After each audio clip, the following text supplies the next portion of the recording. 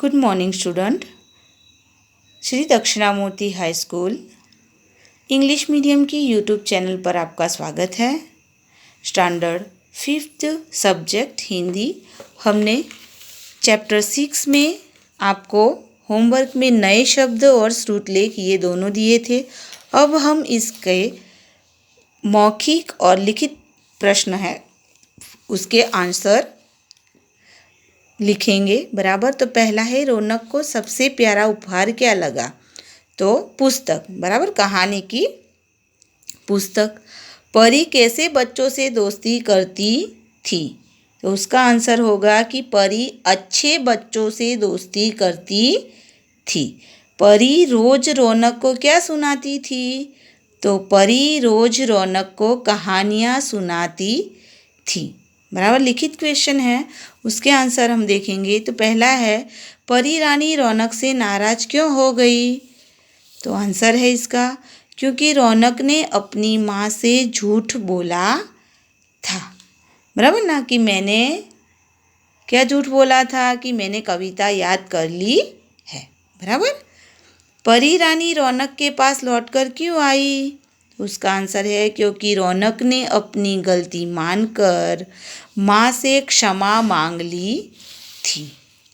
Okay. फिर परी रानी रौनक को कहाँ की सैर कराने ले गई? तो हमारा जो लास्ट सेंटेंस है ना, यही हमारा क्वेश्चन का आंसर है। बराबर, परीलोक की।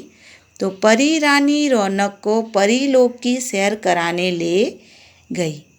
अब सही उत्तर चुनना है हमें। कल रौनक का कौन सा जन्मदिन था? तो 8वां। कविता याद करने के बारे में रौनक से किसने पूछा? तो माँ ने। और रौनक ने अपनी गलती मानकर क्या मांगी? सजा, किताब या क्षमा? तो क्षमा। एक्सरसाइज 3, नीचे दिए वाक्य किससे कहे हैं, ये हमें देखना है। मैं अच्छे बच्चों से ही दोस्ती करती हूँ। तो परी रानी रौनक से कहती है। फिर आगे से मैं कभी झूठ नहीं बोलूँगा। तो रौनक अपनी माँ से कहता है। बराबर। भाषा की बात, जिन शब्दों का अर्थ निकलता है उसे सार्थक शब्द कहते हैं। बराबर, जिससे कोई अर्थ निकलता हो उसे सार्थक शब्द कहते हैं। यहाँ पे हमें एग्जाम्पल भी दिया है। हमने यहाँ पे देखेंगे कि पुस्तक, इस शब्द का अर्थ है कि ये पुस्तक है। बराबर। तो हम इसे पुस्तक कहेंगे। तो पुस्तक बोलेंगे तो हमें ऐसे ही बुक, बराबर, इसका ध्यान होगा।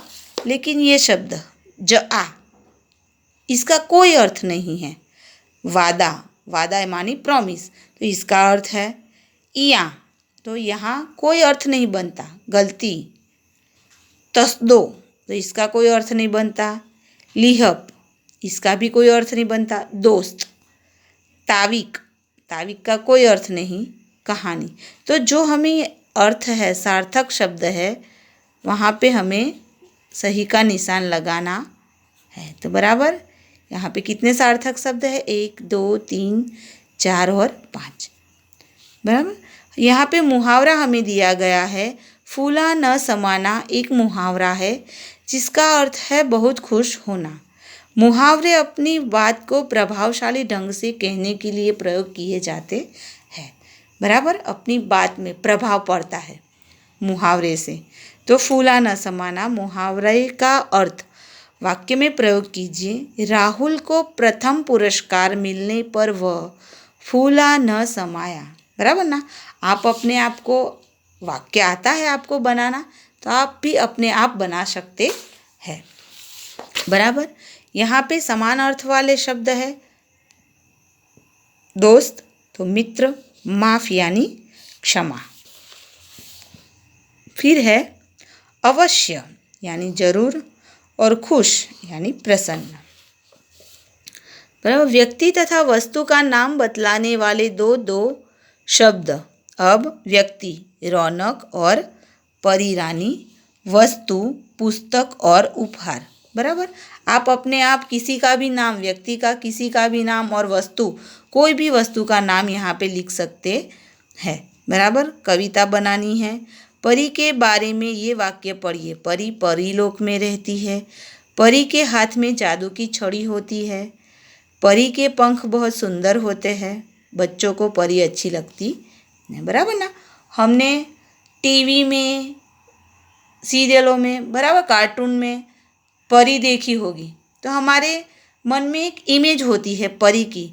तो परी लोक में रहती है, उसके हाथ में जादू छड़ी की होती है, उसके पंख होते हैं और बच्चों को वह अच्छी लगती है, बराबर।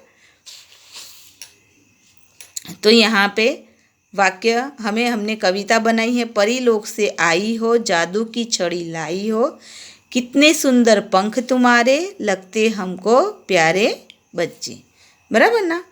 तो आपको अपनी नोटबुक में मौखिक प्रश्न, लिखित प्रश्न, बराबर, जो लिखना है होमवर्क में रूप में मैं आपको बताती हूँ।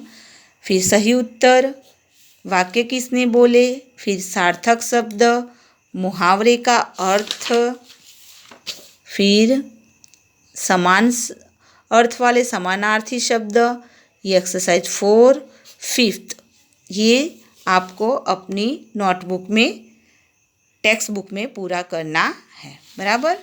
और यहाँ पे आपको नीचे शब्द दिए गए हैं, तो आपको इसका चित्र वर्णन करना है। आपको अपने आप से इसका चित्र वर्णन करना है। ये आपके लिए होमवर्क भी है, हाँ, एक टास्क जैसा है कि आपको ये करना है, बराबर। तो मैं आशा रखती हूँ कि आप होमवर्क और ये दोनों पूरा करेंगे। Okay, thank you.